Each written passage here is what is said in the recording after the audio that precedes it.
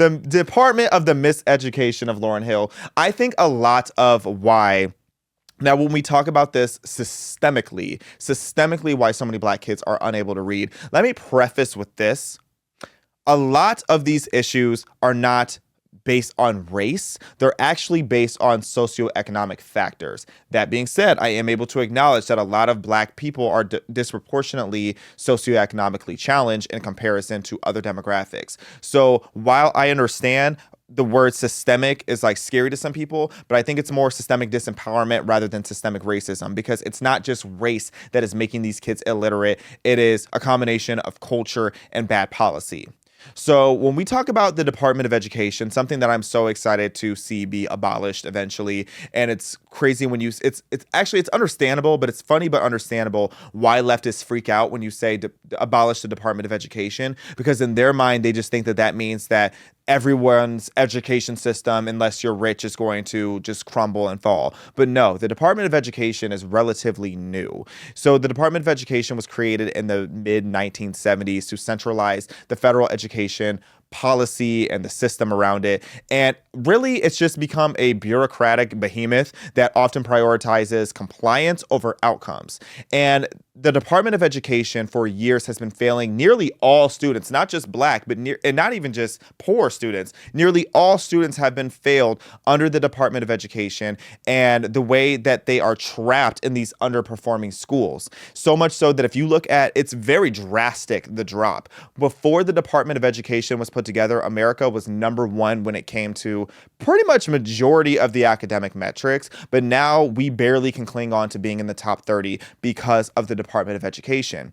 And a big reason why is education should be much more local and hands-on rather than this top-down, one-size-fits-all type of education system.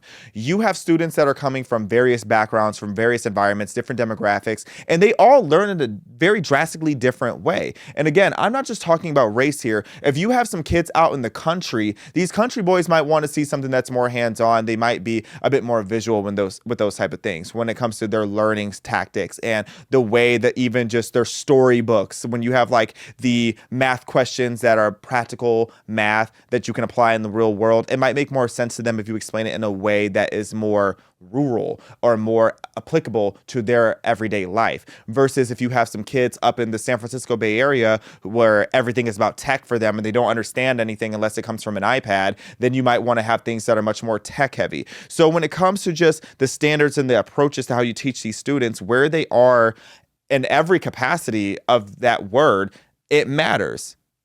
Environment, demographics, everything, financial standing. But what we have now is this, again, one size fit all Department of Education that has centralized the mandates, and that really just crushes all local flexibility. And it prevents these schools from being able to adopt literacy programs that will resonate with Black students and their experiences and teach them practical life skills in a way that they will understand. So if we had education be much more in the power of the state and of the district, then they would be able to tailor their education style to these young Black children who are now illiterate, over 80% of them. And then you look at the funding misallocation, because when it comes to the Department of Education, how I explain it simply to people is the Department of Education will get all your money. They'll take all your tax dollars, all the tax dollars from the state. They will cut it in half and then give it back to the state. So it's just unnecessary bureaucracy that's just siphoning all the money out. And a lot of it goes to Title I and the funding misallocation that's going on. So if you're unfamiliar, Title I was enacted in 1965, the Elementary and Secondary Education Act. And Title I funnels federal dollars to schools serving low-income students. And this, again, is disproportionately affecting Black students due to poverty rates being much higher in the Black community. And this was supposed to boost academic outcomes like illiteracy, but it's doing the exact opposite, because they're not actually implementing anything in the way that they're supposed to be. Title I is supposed to be putting those funds towards actual books and tutors and reading specialists and these linguistic specialists that are able to help the students out. But instead, a huge chunk of that money just goes to administrative overhead. And a lot of the money really just ends up going back to the Department of Education when it's all said and done. So when the funds do actually reach the classrooms, it doesn't really have the impact that it's able to have because it's being divided in so many different ways. And even when the teachers get it and the unions or whatever get it, they don't know how to utilize it and capitalize on the money. So it's often wasted on outdated, generic, cheap, reductive programs that, again, do not address these Black students and these students in poverty. It doesn't address their needs. And then in the urban schools, you also have these classrooms that are like, because they don't even have enough teachers. They're putting some of the money towards administrative purposes, but not to getting high quality teachers, because you have these classrooms that are over 30 students to one teacher with no reading specialists in there. So it's virtually non-existent for these students to be getting the help that they need because of the Department of Education. So it's leaving these Black readers struggling without any personalized support. And honestly, I think that this is done on purpose, because when we talk about the Department of Education and all the fraud that's going on there, to me, it just sounds like yet another left-wing dominated institution that convinces Black people that the big government is here to help us, when really all it is just set up to make us fail. It's set up to make us fail while sending a chunk of that money right back to the government. Sound familiar? Pretty much every single left-wing program, whether it's social justice or about education, it is really to set up Black people and make us fail while making it seem like they're trying to help us. And some of just like the stuff that I think, stop the cap, okay? Using some African-American vernacular.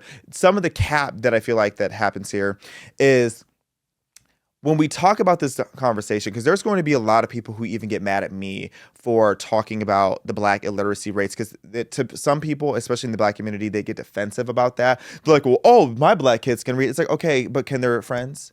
Can their neighbors?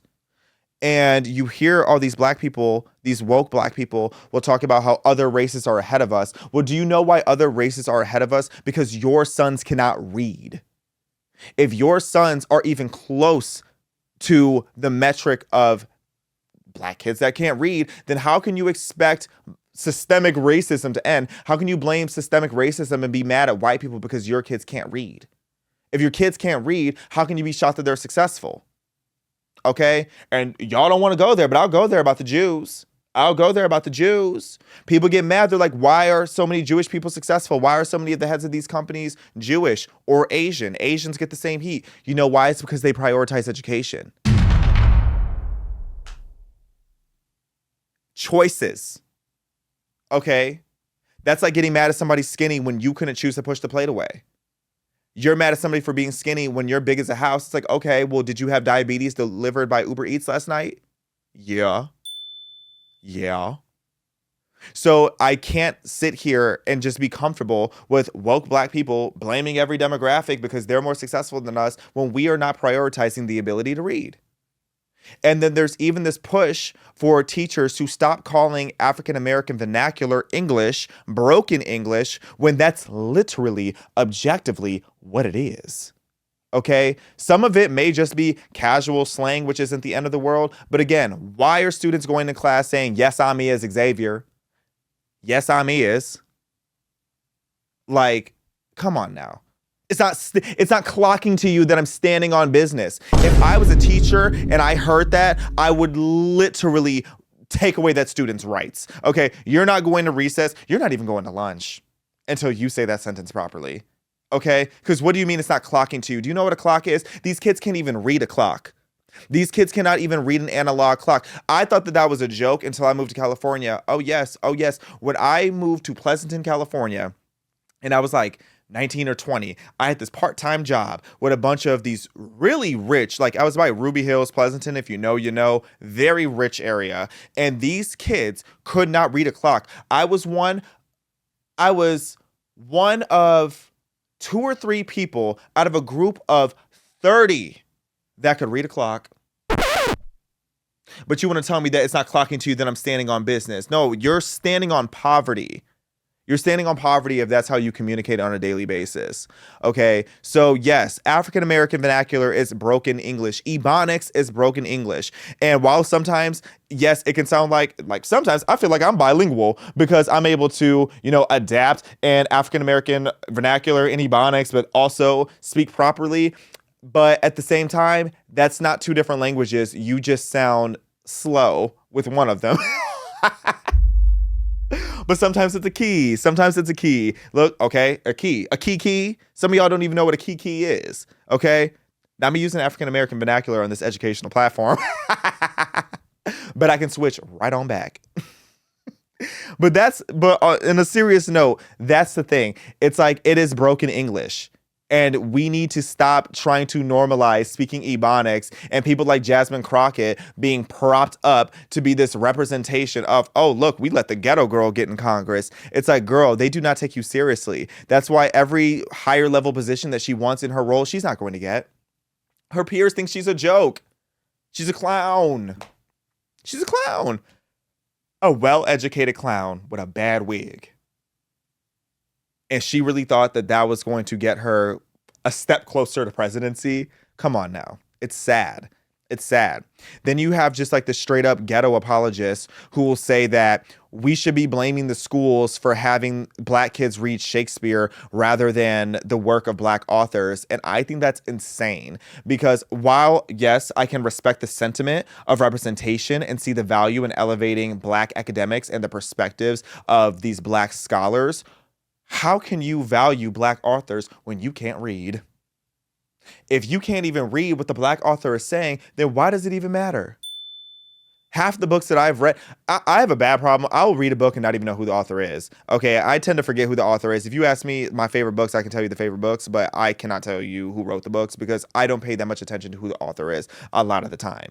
Okay, so but you know what the gag is? The gag is I can read. That's all that really matters is I can read. It doesn't matter if the author is black or not. And again, I see the value there. I do think that there are particular works of black scholars that studying that individual while studying their work, I do see the value in that. But whether they're studying Shakespeare or they're studying Chimamanda Ngozi Adichie, if they cannot read, it has no value. So the ghetto apologists, please. It's clownery. Then that brings me to my next point is about the lack of school choice. And, you know, this is a really popular conversation amongst black conservatives, and I 100% agree with everything they have to say on it. Because when you don't have school choice, what you're really doing is you're limiting the access to quality education. Because these black families, particularly in low-income areas, are often trapped in underperforming public schools due to a zip code-based system. To the point that I had a lot of family members who would lie and say that their kids were actually living at an aunt's house or an uncle's house or a cousin's house in order to get their students into a better educational system. And I can't blame them for that because especially in somewhere like Chicago, you're one block too far and now you have to go to the ghetto school. And that the lack of school choice makes these schools much more comfortable with underperforming students because their money is going to come in whether these students are performing or not, as long as they're complying by their standards. Their standards have more to do with checking boxes rather than making sure that these kids actually graduate. And when they graduate, the fact that they're able to read. Because we talked about in one of the first episodes of this show, this girl who's actually suing her old school district because she graduated with honors and is illiterate.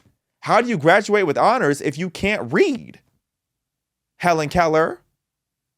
I think Helen Keller is a fraud, but we're going to have a whole discourse about that one of these days because, girl, what do you mean? Helen Keller, what do you, side note, y'all. What do you mean you can't read nor hear, yet you are getting degrees and writing books?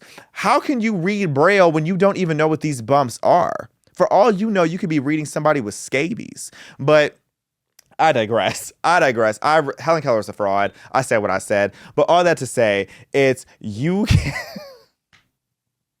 not me hitting Helen Keller with these straights. But all that to say, you have to put these well, her eye, is that a real picture of Helen Keller? That girl is looking at something. That girl was lying. She just didn't want to talk to y'all. Helen Keller is just like me. What it really was is she just wanted an excuse to wear shades inside and to be antisocial. She's just like me for real. I am Black Helen Keller. A lot of the times I just don't want to talk. I just want my shades on indoors, act like I can't hear, act like I can't see. That's it. Okay? That's the T. Was that a super chat? What was that noise? No, that was just a reinforcement noise, just like an exclamation, like, Mr. Rodriguez and this soundboard take me out sometimes. But back to the school choice conversation. A 2020 study by the National Bureau of Economic Research found that Black students in charter schools gained 59 additional days. 59 days. Full days worth of reading instruction compared to those in traditional public schools. That is insane. I think students go to school for what? It's like about 180 days, somewhere around there, give or take like 20 days. 59 additional days of reading instruction. That is a drastic difference. Okay. So the fact that these charter schools are able to do that, it says a lot. It says a lot in comparison to where these kids are going in these public schools. But again, these families can't afford more often than not to just get up and move, or they for sure can't afford to go to a private school. So having school choice empowers parents to select better performing schools and fostering competition and accountability for these educational institutions.